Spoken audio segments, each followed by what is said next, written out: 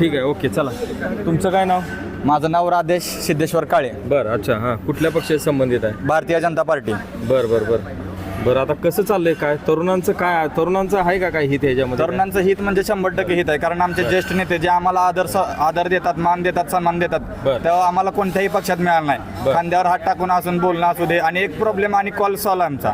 बरं, असं आहे. तेवढं होतंय का विकास वगैरे? हो, 100% नाही. मी तुम्हाला उदाहरण देतो की कसं महाभारतामध्ये 100 कौरव एका बाजूला होते आणि 5 पांडव एका बाजूला होते. लोकांना काय वाटलं की कौरवांचा विजय होईल, पण शेवटी विजय कसा कोणाचा झाला? पांडवांचा झाला, कारण पांडव हे सत्याच्या मार्गाने चालणारे होते. आणि आमचे ज्येष्ठ नेते श्रीकृष्णाप्रमाणे आम्हाला मार्गदर्शन करतात. उदाहरणार्थ आमचे एरंडे मालक असतील, आमचे जिल्हाध्यक्ष असतील, सर्वच. टीका फार करतात लोक. बापूंनी स्वतः टीका केलेली आहे की करोडपती माणूस आहे तो, त्यांच्यावर टीका केली, दीपक आबावर टीका केली. तुमचं काय म्हणणं आहे? मला एकच म्हणणं आहे की करोडपती माणूस आहे तो त्याच्या कष्टाने झालाय, तो कोणाचे एक पैसे चोरून झाला नाहीये. म्हणजे करोडपती माणूस तो स्वतः म्हणत नाही. ते काय म्हणतात, मी भाजी भाकरी खातोय. म्हणजे आम्हाला आमच्या ज्येष्ठ नेत्यांनी शिकवलंय की तुम्ही टीका करू नका, फक्त सांगोल्याच्या विकासावर गोष्टी करा. बरं.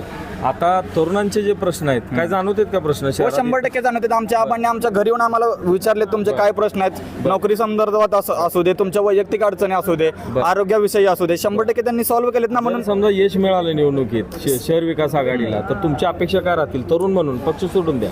आमच्या अपेक्षांपेक्षा जनतेची अपेक्षा आहे. आमच्या ज्येष्ठांना तुम्ही जनताच म्हणून गृहीत धरा, आणि तुम्हाला काय अपेक्षा आहेत? आम्हाला अपेक्षा आहेत की नगरपालिकेचा विकास चांगला झाला पाहिजे, मराठी शाळा वाढल्या पाहिजे, कारण जो प्राथमिक बेस असतो लहान मुलांचा तो जिल्हा परिषद शाळेमध्ये असतो, त्यांचा सुधारणा झाल्या पाहिजे, आणि ते 100% करतील. रस्त्यांचा विकास बघा, तुम्ही आज सांगोला तालुक्यात बघू शकता. शेकापची सत्ता यायच्या अगोदरचं बोलतो मी, 1 वर्ष अगोदर सांगोल्यात रस्त्यांमध्ये खड्ड्यात की खड्ड्यात रस्त्यात मला हे समजत नाही. आम्ही तरुण एवढे संतापलोय की त्या रस्त्यांमध्ये आम्ही वृक्षारोपण करू.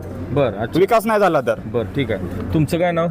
माझं नाव विक्रमादित्य नागेश बनकर आहे. मी मारुती आबा बनकर, जे आपले नगराध्यक्ष अधिकृत उमेदवार त्यांचा नातू आहे. तुम्ही? मारुती आबांच्या संदर्भातल्या काय आठवणी सांगाल का? त्यांच्या आठवणी तर आबासाहेबांसोबतच आहेत पहिल्यापासून. त्यांनी खूप वर्ष कार्यरत होते. खूप वर्ष त्यांना खांदा लावून साथ दिली. अच्छा, मग आता तुम्ही पण आता राजकारणात आलाय का? राजकारणात वगैरे आमचं असं काय नाही. आबा असल्यामुळे तुम्ही उतरलाय? आबा असल्यामुळे प्रचाराला उतरलोय. आम्ही एक सामान्य जनता म्हणून काम केले पहिल्यापासून. बरं.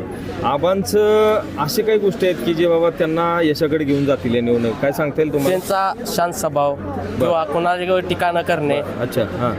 अजून भरपूर काय त्यांच्याबद्दल सांगण्यासारखं. ह्या वयात पेलवल का आपण त्या सगळ्या? हो, सगळं कळतंय त्यांना. तब्येत कशी आहे आबांची? तब्येत वगैरे व्यवस्थित आहे. सकाळी लवकर उठतात, त्यांनी दिवसभर कष्ट करतात, रात्री येऊन उशिरा झोपतात, पण सकाळी लवकर उठून त्यांचं काम दररोजचं आहे तसं चालू आहे.